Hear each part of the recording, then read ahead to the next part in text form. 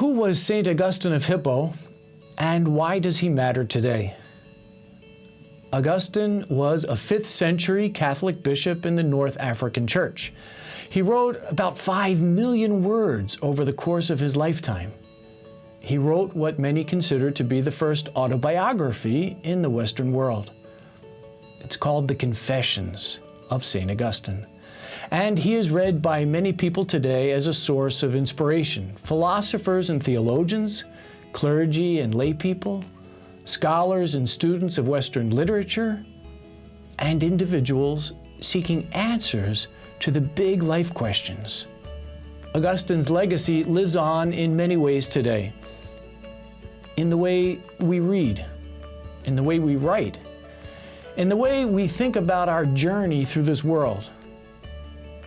Augustine gave us the words to describe our various encounters with creation, with our fellow human beings, and with God.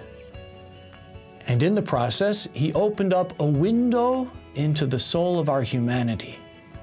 At the beginning of the Confessions, we read this famous line, "You, God, have made us for yourself, and our heart is restless until it rests in you."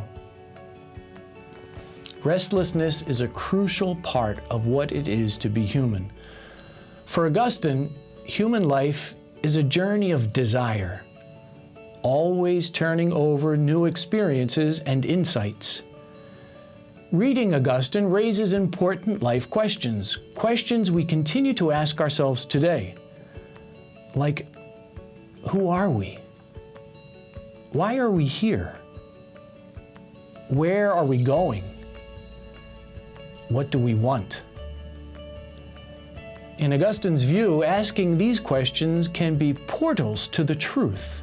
They can help us to find true happiness and fulfillment. What is more, when we ask these questions, we never do so alone. For the entire human family, both past and present, is invited to ask them with us. Augustine tells us how important it was for him to share his life with his friends and his family. He spent much of his time in the service of his community. His sermons show how deeply he cared for his congregation, and also how much he was committed to the wider church. Living in Africa at the time of Rome's collapse, he tried to give comfort to the peoples of the city. He wrote another famous book called The City of God, which gave a global account to the history of salvation. His message to citizens of all nations in that book was a message firmly rooted in the gospel of Jesus Christ, a message that appealed to our struggle to find a home, and which tried to show a better way to live in a fractured world. That message was a challenge to the powers that be, the Roman Empire, as well as a call to those wearied by the world not to give up hope, but to seek the face of God. In the Confessions, written 25 years before the City of God, we read how this message impacted Augustine.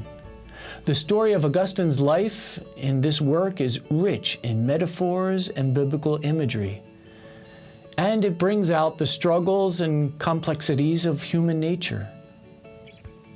That restlessness we all feel, whether younger or older, finds a powerful expression in the life of St. Augustine.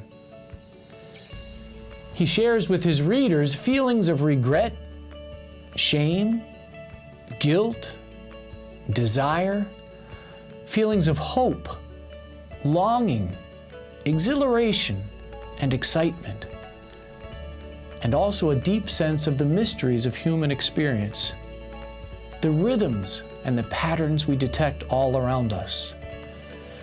His reflections on topics such as moral agency, human memory, and the experience of time have shaped entire traditions of Western philosophical and theological thought. But at a more personal level, Augustine, the man, is someone we can relate to. The more we spend time with him, the more he becomes our friend. We may not always agree with our friend's point of view, but we cannot deny the incredible power of his thought.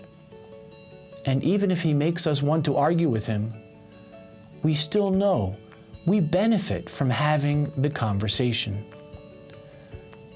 Reading Augustine through the new Augustine's Confessions mobile app will enhance your conversation with Augustine through his confessions.